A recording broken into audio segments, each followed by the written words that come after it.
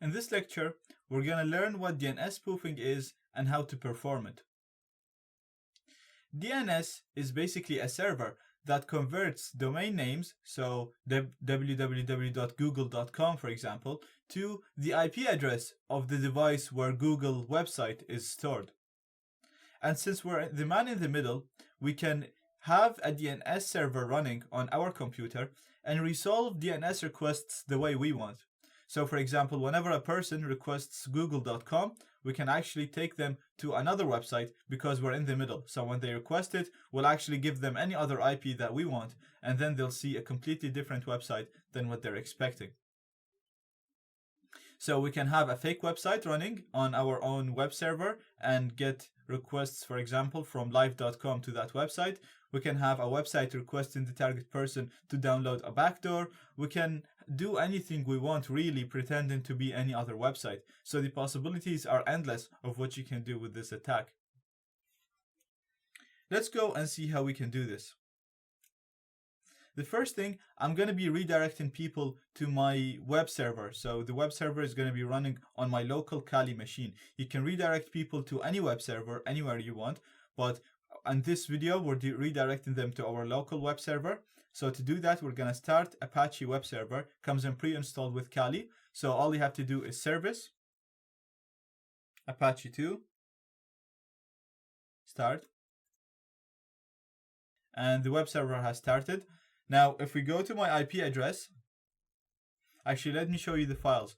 So the files for the web server are stored in var www.html. So I'm going to open my file manager, and I'm going to go to var www.html.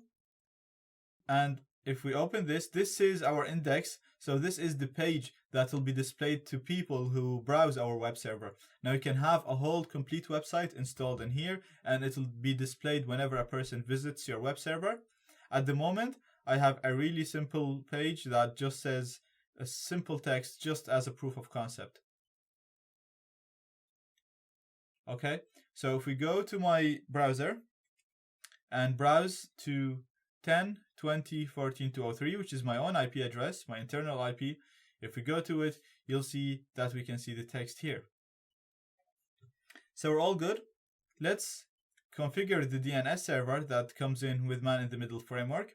And to do that, we're going to use leafpad, which is just a text editor. And then we're going to go to etc, man-in-the-middle framework, man-in-the-middle.conf. Then I'm going to scroll down to where the A records are. And the A records are basically the records that are responsible to transform domain names or translate domain names to IP addresses.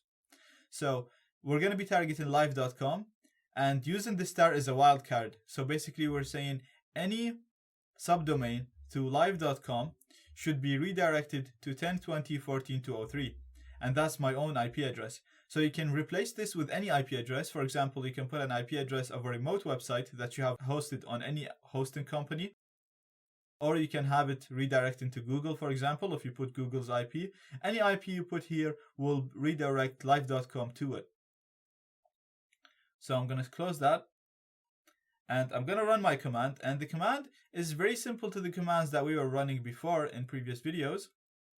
The only difference is I'm going to add one extra option, which is DNS.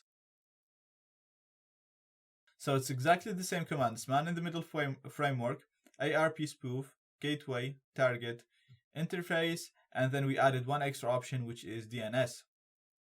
Gonna hit enter, and you'll see that DNS spoofing is enabled. So let's go to the target and try to go to live.com and see what happens.